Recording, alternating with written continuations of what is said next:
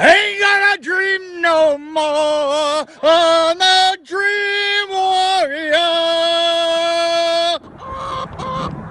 Recorded live from the dungeon, this is the Dream Warrior Review, and I'm Kurt Thomas. And coming at you live from the hills of Tennessee, I'm Mick Strawn. Mick Strawn.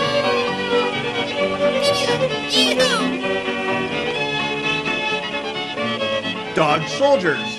Yes, let's do it. Yes, this is Dog Shoulders was soldiers to me. I honestly thought this. I thought, oh my God, Dog Soldiers. This is going to be a dog, right? I thought the same thing. So far, so good. Great. We agree. Yeah, we agree. We'll see how long this lasts. Yeah. And then I thought, as we got into it, I thought, oh well, this is just, you know, because the dialogue was a little stilted at the beginning and all the rest of that, and then it got going, and I thought, wow, this is really cool.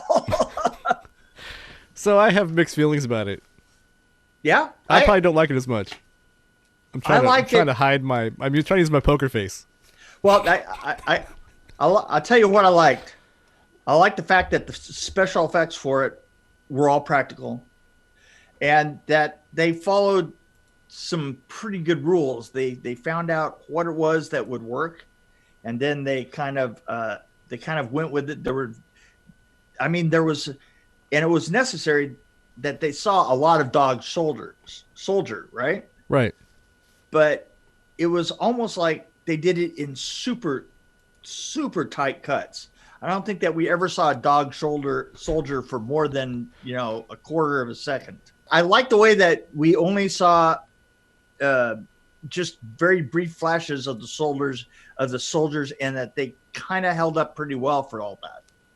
Yeah, well, I think I saw too much of them was my complaint. That was my mixed feelings about it. Really? I liked how raw this was, and how low budget it was, and how horrible the editing was, and how bad the acting was, and basically I kind of liked those things about it. That's what I'm saying, is it was likable. But I hated the costumes.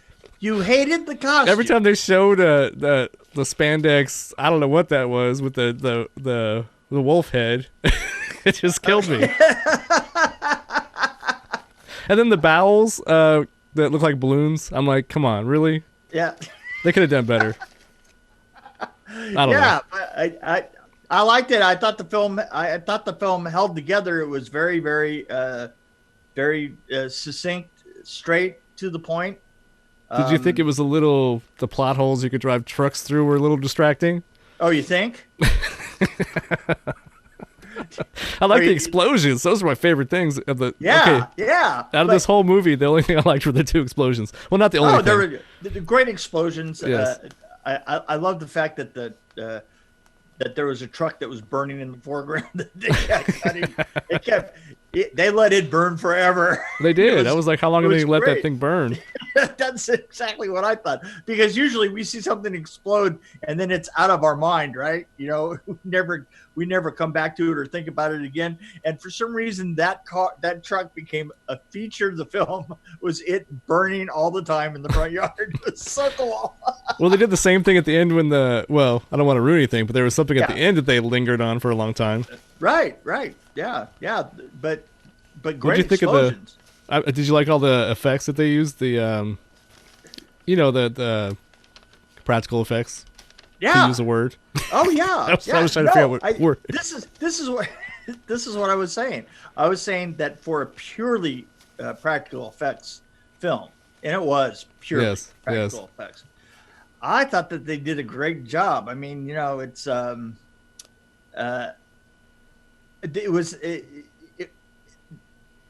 they looked, I mean, if not realistic, they looked realistic enough. Well, and actually the plot really doesn't matter that much because it's a straightforward movie. Because things are getting killed and we enjoy it. They should have put it at the beginning, this will be very cliche. And then I would have accepted it more, I think. Yeah, it's funny, but this is what I was saying. Night of the Living Dead, right? This film is that film. They're the same film. I mean, it's not as good though. Well, yeah, not as good, but it's still pretty good. I mean, boarding up the outside, and there's the people on the outside trying to get on the inside, and the people on the inside trying to survive. Well, one thing I did like, one thing that's really obvious if you watch this, especially if you watch movies nowadays, because there's a lot of drone footage nowadays. Right. This had actual helicopter footage, which looked so different, and I actually kind of liked it. Yeah. Because it was different. And then the stock footage of the moon was very nice. Yeah. Well, you know what I thought was kind of interesting. I'm actually mixing this up with the other film that had the stock footage of the. Yeah, we have another one coming up soon, which I think is similar in a lot of ways. Yeah, but I also love the look of the shack that was burnt up in it, which obviously they must have burnt down a shack. Right. No, they didn't actually. It was in miniature. I take that back. I think we were both confusing the movie right now. No. The Dog Soldiers. Yes. That was a miniature. It was 2 miniatures that they blew up and that they burned down. That's what I loved about the last explosion. Yeah. Well, yeah, I gotta say one of them did look much better than the other. Yeah, where parts were falling down. Yeah. Kind of like, okay, I see what's going on there. Actually, one thing I liked about the acting was no dialogue. There was a part where this guy was attacked and he was dying, and instead of asking him what happened, they were talking to each other about what they were gonna do. It's like, well, wouldn't you ask the guy what's going on? But they were standing over his body talking about what they were gonna do. I think you expected an awful lot from this film. Actually, I didn't really expect anything. I just saw it and said, that looks interesting. I think I'll try that because I want a werewolf movie. Yeah. But this is not close to American Werewolf in Paris, though. I mean, London. Excuse me. No. Or Paris. No. Yeah, I mean, they certainly got around doing any great transformations. That was for sure. It was very simple. The biting the blood capsule and spitting it out. Yeah. It was all very simple. Yeah, but you know what? It worked. And there was a part where the knife, I think he was holding it under his arm. Wasn't that where you put him? Come on. Oh, there's some dialogue here. I wrote down some dialogue I really like. My guts are loose. Coop says, we'll put him back in. Well, yeah, that was my favorite. Yeah. Sarge says, they're never gonna fit. Of course it will. It was in there. And then Coop says, of course they will. We'll just shove him back in. If Rambo was played by Gilligan, this is what it would be like. He was attacked by wolves. I don't know. I think if I had to compare it to I think the girl is cute too.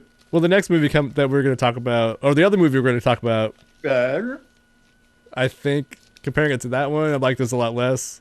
I like this even a little bit more. No, about the same as maybe. No, I like it more than American Ultra. Wow, that's you know what? I still like American Ultra. I don't care what you say. Well, I don't care. I don't care how ugly you are. I don't care. I am pretty ugly. Actually, my hair is like this now. You know what? It doesn't bother me that you're impotent, and I still like that film, American Ultra. American Ultra was amazing. It was. I gave that a 2.2. Yeah, and you've been wrong before, and you'll be wrong again. Well, this one I found entertaining, but I wouldn't rate it anything above average. Really? So you're 2.5 on this? I'm at 2.6 just for the explosions. I was. It's watchable. I was going to go 3.0. Wow. See, I expected that. Yeah. Better than you. I expected you to be like, I'm like, this is great. This is 4.0. and I was like, oh no, here we go. Look, unlike you, I'm actually judging this film by what it purports to be. Oh. And I think I'm correct.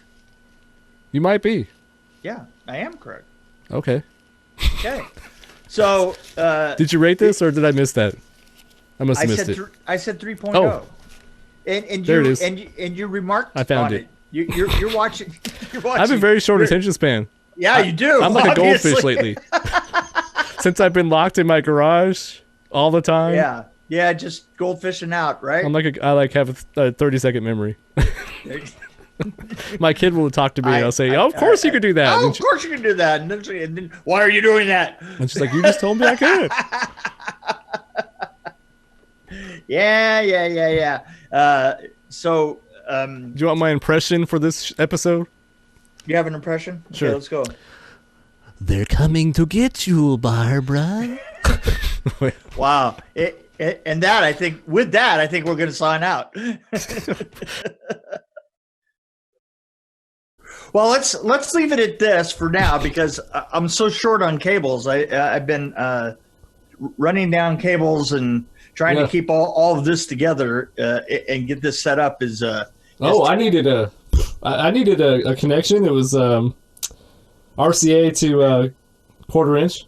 Yeah, I think I'm waiting for like 3 different cables right now. If anybody's going to open a studio or do anything audio related, buy every single kind of connector you could buy. Well, RCA, IP, like mini plug to butt plug, I don't care, whatever it is. And here's the weird thing, is I used to live right next to Fry's Audio, right? I mean, It was literally right down the street. Now, living here, I can't go out and get anything. Like I needed a mini HDMI to a regular HDMI cable, which you would think would be super easy, right?